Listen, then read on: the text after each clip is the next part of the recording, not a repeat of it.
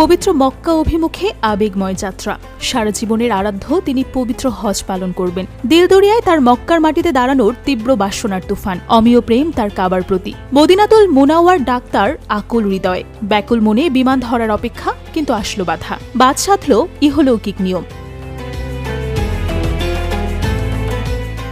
তাই লিবিয়ার এক যুবক তীর্থযাত্রার জন্য তা হয়ে উঠল বিশ্বাস, জেদ আর ভাগ্যের এক অসাধারণ কাব্যিক গল্প। আমির আল মাহদি মানসুর আল গাদ্দাফি নামের সে যুবক বিশ্বাস দিয়ে জয় করেছে সকল বাধা। লিবিয়ার এই যুবক এবছর হজ পালনের জন্য মনস্থির করেছিলেন। সারা বিশ্বের মুসলিমদের জন্য হজ এক গভীর আধ্যাত্মিক আকাঙ্ক্ষা, যা জীবনে একবার হলেও পূরণ করার স্বপ্ন দেখেন অনেকেই।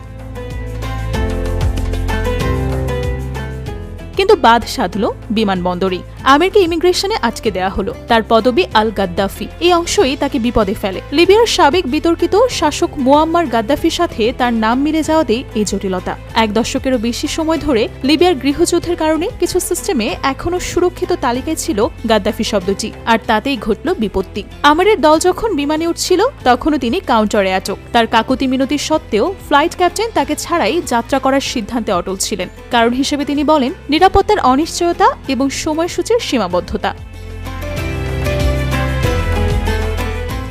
কিন্তু আমির ছিলেন অনড়। তিনি দৃঢ়ভাবে ঘোষণা করলেন, আমি এখান থেকে এক পাও নড়ব না, যদি না তা হজের দিকে হয়। তিনি মক্কা যাওয়ার সিদ্ধান্তে অটল থাকলেন। গালফ নিউজের এক প্রতিবেদনে বলা হয়েছে, তার এই ঘোষণার কিছুক্ষণ পরই বিমানটিতে যান্ত্রিক ত্রুটি দেখা দিল এবং বাধ্য হয়ে ফিরে আসতে হলো। কিছু বিলম্ব এবং ছোটখাটো মেরামতের পর বিমানটি আবারও উড্ডয়ন করল, কিন্তু দ্বিতীয়বারের মতো সমস্যার সম্মুখীন হয়ে আবারও ফিরে আসতে বাধ্য হলো।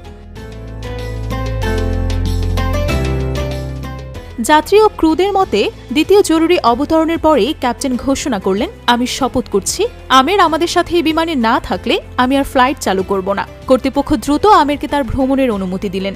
তৃতীয় প্রচেষ্টায় আমিরকে নিয়ে এই বিমানটি কোনো রকম দুর্ঘটনা বা ঝামেলা ছাড়াই যাত্রা করল এবং ভালোভাবে সৌদি আরবে পৌঁছায়। এই অবিশ্বাস্য গল্প দ্রুত সামাজিক যোগাযোগ মাধ্যমে ছড়িয়ে পড়ে। অনেকে এটিকে ঐশ্বরিক ইচ্ছা এবং প্রার্থনার ফল হিসেবে ব্যাখ্যা করলেন। আমির পরবর্তীতে স্থানীয় সংবাদ মাধ্যমকে বলেন, আমি শুধু হজ করতে চেয়েছিলাম, আর আমি বিশ্বাস করতাম যদি এটা আমার ভাগ্যে লেখা থাকে তবে কোনো শক্তিই তা আটকাতে পারবে না।